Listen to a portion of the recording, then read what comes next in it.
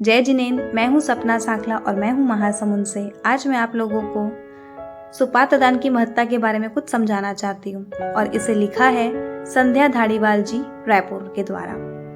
इसका शीर्षक है क्यों लौट गए संत खाली हाथ। तो शुरू करते हैं। अक्सर मेरे नादान से मन में एक सवाल उठता है, अग्नि में कैसे कोई जीव हो सकता है। अग्नि तो सर्वभक्षी है, जला देती बीहड़ वन को भी, तो इतना ताप कैसे कोई सह सकता है।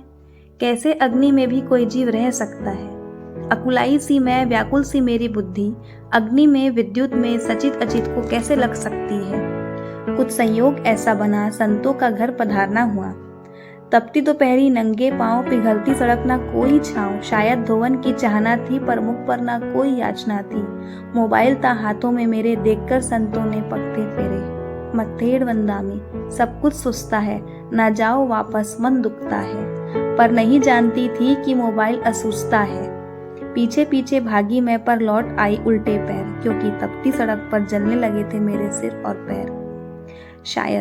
शायद उस दिन ना मिली उन्हें गोचरी सुस्ती कहीं, पर शिकन ना थी उनके मुख पर कहीं। सोचने लगी, आज हर घर की यही बात है, घड़ी मोबाइल हर व्यक्ति के हाथ है। भरे पूरे घर से भी खाली लौट जाते महाव्रतधारी महाराज हैं। मन दुखता है, कहते कहते नहीं जानना चाहते, सत्य बात है। क्या सूझता है, क्या असूझता है, का नहीं आता कभी ख्याल है। क्यों लौट गए संत खाली हाथ, जानने पहुंची स्थानक सपरिवार। वाचनी चल रही थी आगम की, सामने ही रखा था आचारांग जी। तेजस काय का चल रहा था विवेचन, अग्नि की सजीवता का वर्णन फरमा रहे थे उपाध्याय भगवान। अज्ञानी नहीं मानते अग्नि में जीव, पर जिनवर फरमाते हैं अग्नि है सजीव। हम मानवों जैसे ही अग्नि भी प्राणवायु लेती है, कार्बन उत्सर्जित करती है, वायु में ही जीवित रहती है। अभाव में उनके बुझ जाती है, आहार उसका तेल घी व काष्ठ न मिले तो बुझ जाती तत्काल। प्रकाश व उष्णता लक्षण है चेतन के, दोनों ही रहते विद्युत के तन में। दिखती नहीं अग्नि विद्युत के तारों में, पर छुओ तो झटका लगता है। झटके के अनुभव से ही उसका अस्तित्व महसूस होता है। अर्जी अंगारे अग्नि मुरमुर अलाव ज्वाला उल्का विद्युत, तीन करण तीन योग से, साधु न करे उनका घर्षण भेदन। दीर्घ लोक शस्त्र कहा अग्नि को, और संयम को, और शास्त्र फरमाते भगवान। घड़ी, मोबाइल, कंप्यूटर और लाइट, टीवी, मिक्सी, कैलकुलेटर व माइक, यत्ना इसकी रखना टाइट। व्याकुलता मन की मिट गई, विद्युत की सजीवता में पहचान गई। आलोचना की अपनी भूलों की, यत्ना की समझ जो आ गई। पढ़ा था मैंने भी कंप्यूटर और मोबाइल से रेडिएशन खूब होता है। जेब में रखा मोबाइल तो हृदय रोग को न्योता देता है।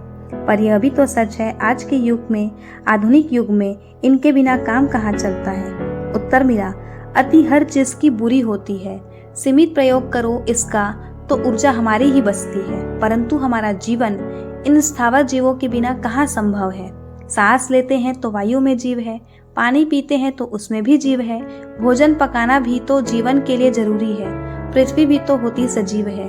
तो क्या करें, कैसे बहराएं सुपात्र दान। जयम चरे जयम चिट्टे, जयम मासे जयम सहे, जयम भुजंतो भासंतो पावम कम्मम न बंधई। यतना ही बचा सकती है इन जीवों के प्राण।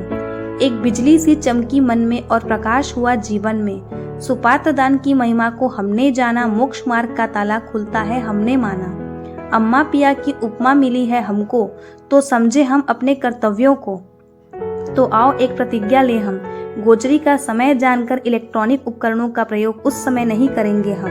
सुपात्र दान जैसा कोई दान नहीं, रत्नत्रय के आधारक जैसा कोई सुपात्र नहीं। सुपात्र दान जैसा कोई दान नहीं, रत्नत्रय के आराधक जैसा कोई सुपात्र नहीं। थोड़ा सा दान और निर्जरा महान, शुद्ध भाव से बहराओ, यही है सुपात्र दान।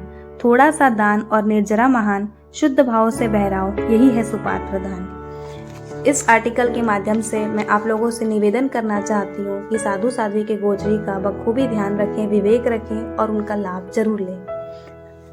जय जय।